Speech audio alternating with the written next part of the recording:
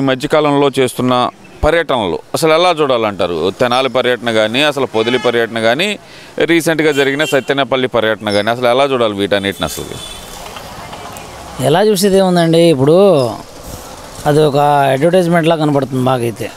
ఎందుకంటే ఇప్పుడు ఎలక్షన్స్ అయితే ఏం లేవు. ఇప్పుడు ఎలక్షన్ల పర్యటనలాగా అనుకొని పర్యటిస్తున్నారు. మరి నిజంగా పరామర్శించాలని పర్యటిస్తున్నారు, అది వాళ్ళకే తెలియాల. ఎందుకంటే ప్రస్తుతం ప్రభుత్వం మాత్రం అన్ని విధి విధానాలన్నీ కూడా బ్రహ్మాండంగా చక్కగా నడుస్తున్నాయి. అన్నీ నడుస్తున్నప్పుడు ఏమీ ప్రశ్నించాల్సిన పరిస్థితి అయితే ఏమీ లేదు. ఇప్పుడైతే అలాంటి పరిస్థితి ఉందిలే, మనం ప్రశ్నించడానికి వెళ్తున్నామంటే అది ఓకే, దానికి వెల్కమ్ చెప్పవచ్చు. అలా కాకుండా ఏమీ లేకుండా ఇప్పుడు వచ్చేసి ఏదో ఒక ఇది పెట్టేసి ఒక పెద్ద ట్రాఫిక్ జామ్లు, మళ్ళీ దానివల్ల ప్రజలకు ఇబ్బంది. మొన్న కూడా ఇక్కడ దీని దగ్గర ఒక అతను యాక్సిడెంట్ అయ్యి చనిపోవడం జరిగింది, పెద్ద ఆయన. సో అలాగా ఇబ్బందికర పరిస్థితుల్లాగా చేయటం కాకుండా ఏదైనా సరే చేయాలనుకుంటే, మీకు ఏదన్నా తేడా కనబడితే వచ్చి ప్రభుత్వాన్ని ప్రశ్నించాలనుకుంటే అసెంబ్లీ ఉంది, అసెంబ్లీ వేదికగా మీరు వెళ్ళి మీ యొక్క గొంతుని వినిపించాలని చెప్పేసి నేను అనుకుంటున్నాను. ఇప్పుడు ఒక పక్కన అంటే మీరు అన్నారు ఇందాక గుంటూరులో సంఘటన జరిగింది ఆ రోజని. మరి ఆ సంఘటన జరిగినప్పుడైనా సరే జగన్మోహన్ రెడ్డి కాన్వాయ్ ఆపటం కానీ, లేదంటే వెనకమాల ఉన్న వ్యక్తులు కానీ ఆపి అతన్ని హాస్పిటల్కి తీసుకెళ్ళటం కానీ ఎందుకని చేయలేకపోయారంటారు? కనీసం మానవత్వం మర్చిపోయారంటారా? జగన్మోహన్ రెడ్డి మానవత్వానికి ప్రత్యేక అంబులెన్స్కి కూడా సైడ్ ఇస్తాడు మా జగన్మోహన్ రెడ్డి మీటింగ్లప్పుడు అని చెప్పి మరి ప్రచారం అయితే చేస్తారు కదా. మరి అదేనండి, ఏంటంటే ఒక ఇదనమాట, ఒక జోష్ లాగా వెళ్ళిపోతూ ఉంటే ఇలాంటి ప్రాబ్లం జరుగుతున్నప్పుడు వెంటనే మీరు దాన్ని ఆపి ఆ విషయంలో ఏదో ఒకటి చేస్తేనే లీడర్ అవుతారు. ఒక నాయకుడి లక్షణం ఏంటంటే అట్లాగే వెంటనే అసలు ఎందుకు జరిగింది, ఎలా జరిగింది అనేది చేసినట్టయితే బాగుండేదని మేము కూడా అనుకున్నాం. అయితే ఏంటంటే అట్లా కాకుండా మాకు అంటే ఏదో ఒక ఇది వచ్చేసింది, మేము అడ్వర్టైజ్మెంట్ లాగా మా పార్టీని మళ్ళీ బలోపేతం చేసుకునే దిశగా కనబడుతుంది, కానీ అదైతే ప్రశ్నించే ఇదిగా అయితే కనబడట్లేదు.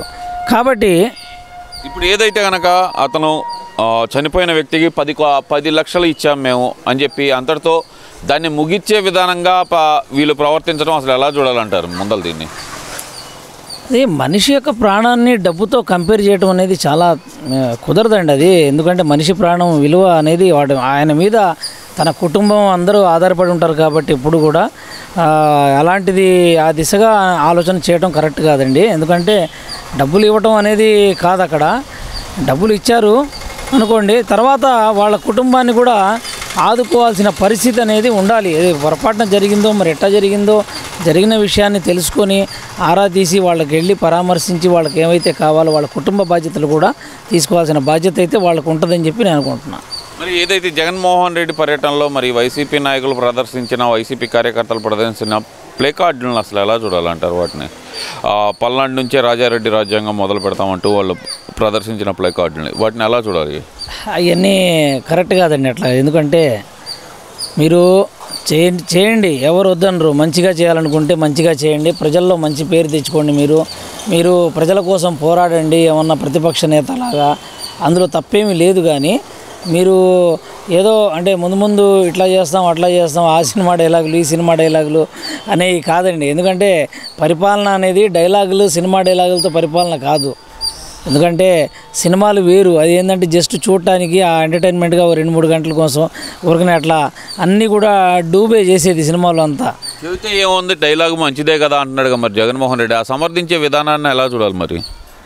అదేనండి చెప్పేది. ఏంటంటే ఈ ప్రజలకు కావాల్సింది ఏంటంటే పరిపాలన కావాలి. పరిపాలన అంటే ఒక నాయకుల్లో కూడా ఎలా ఉండాలంటే మైండ్ మెచ్యూరిటీ ఉండాలి, మైండ్ మెచ్యూరిటీగా వ్యవహరించాలి.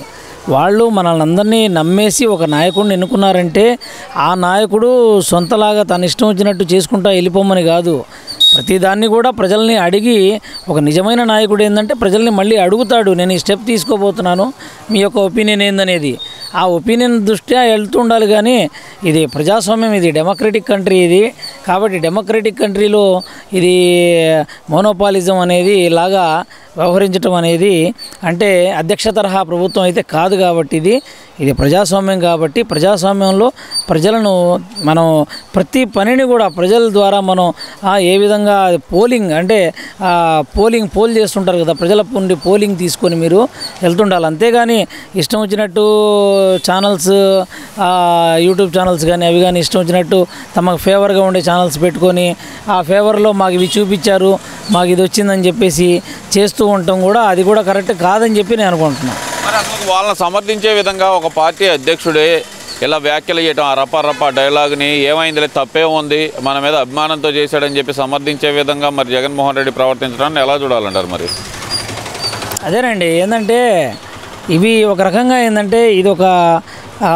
ఒకళ్ళ మీద అంటే ఒక కక్ష కుట్రలు, చిన్నపిల్లలు ఉంటారు కదా, చిన్నపిల్లలు మైండ్ మెచ్యూరిటీ లేకుండా చాడీలు చెప్పుకోవటాలు కానీ లేకపోతే ఒకళ్ళ మీద ఒకళ్ళ కుట్రలు చేయటం కానీ, చిన్నపిల్లలు మైండ్ మెచ్యూరిటీ లేని పిల్లలు ఏ విధంగా అయితే చేస్తుంటారో అట్లాంటిది ఆ ధోరణి అనేది నాయకుల్లో ఉండకూడదు.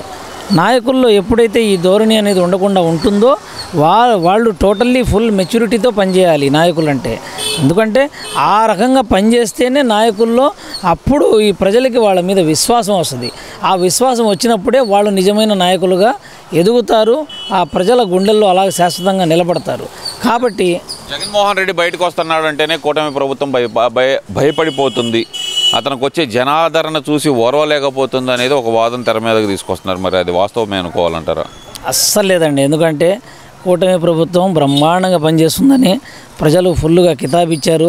నిన్న కూడా అమ్మఒడి వేయగానే స్కూల్ ఫీజులు అన్నీ కట్టేశారు. వెంటనే తల్లిదండ్రులు కూడా వాళ్ళకి మంచి సమయంలో ఉపయోగపడ్డాయి. డబ్బులు ఇవ్వలేదు అన్నారు, కరెక్ట్ టైంలో ఇవ్వటం జరిగింది. ప్రతి పిల్లలు కూడా హాయిగా మంచి స్కూల్స్లో వాళ్ళకి కావాల్సిన స్కూల్స్లో పేరెంట్స్ పేమెంట్తో సహా కట్టేసి ఇబ్బంది లేకుండా జాయిన్ అవ్వటం జరిగింది. కాబట్టి కూటమి ప్రభుత్వానికి ఏమీ భయమేమి లేదు. కూటమి ప్రభుత్వం వణకి ఇది అవ్వాల్సిన పరిస్థితి అయితే లేదు. కూటమి ప్రభుత్వం బ్రహ్మాండంగా ముందుకెళ్తుంది. ఒక్కొక్క పథకం లేట్ అనేది ఏం లేదు. అక్కడ ఉన్న అప్పుల్ని బట్టి చూసుకొని వన్ బై వన్ చేసుకుని వెళ్తుంది. కానీ కూటమి ప్రభుత్వం ఏ పథకం సూపర్ 6లో ఏ పథకం కూడా ఆపదు. దాంతో పాటుగా అనేక రకాలైన ఇంకా చెప్పని పథకాలు కూడా చాలా చేస్తూ ఉన్నది. ఆ లిస్ట్ అంతా చూసుకుంటే మీకు బాబు గారు చెప్పిన లిస్ట్, చంద్రబాబు గారు ఏదైతే చెప్పారో ఆ లిస్ట్ ఒకసారి చూసుకుంటే గూగుల్లో అర్థమైద్ది ఇప్పుడు దాకా ఏమేమి పథకాలు చేశారని చెప్పేసి. ఇక ముందు సూపర్ 6లో ఉన్న ప్రతి పథకం కూడా ప్రతి ఇది కూడా తప్పనిసరిగా తూచా పాటిస్తుంది. ఏది కూటమి ప్రభుత్వం, ఇటు బీజేపీ కానివ్వండి, ఇటు జనసేన కానివ్వండి, పూర్తి మద్దతుగా తెలుగుదేశం పార్టీ కానివ్వండి, అక్కడ కేంద్రం నుండి కానివ్వండి, పూర్తి మద్దతుతో ఈరోజు యోగా కూడా బ్రహ్మాండంగా జూన్ 21న యోగా దినోత్సవాన్ని కూడా యోగాంధ్ర అని చెప్పేసి దాన్ని విపరీతంగా సూపర్గా ప్రధానమంత్రి గారు వచ్చి దగ్గరుండి ఈ రకంగా అంటే నేనున్నాను మీ వెనకాల, మీరు భుజం తట్టి నడిపి బాబు గారిని ముందుకు తీసుకెళ్ళండి, ఆంధ్రప్రదేశ్ని బాగా డెవలప్మెంట్లో తీసుకెళ్ళండి అనే దిశగా వెళ్తున్నప్పుడు వీళ్ళు ఏమీ చేయట్లేదని అనుకోవటం అవాస్తవం అని చెప్పి నేను అనుకుంటున్నాను.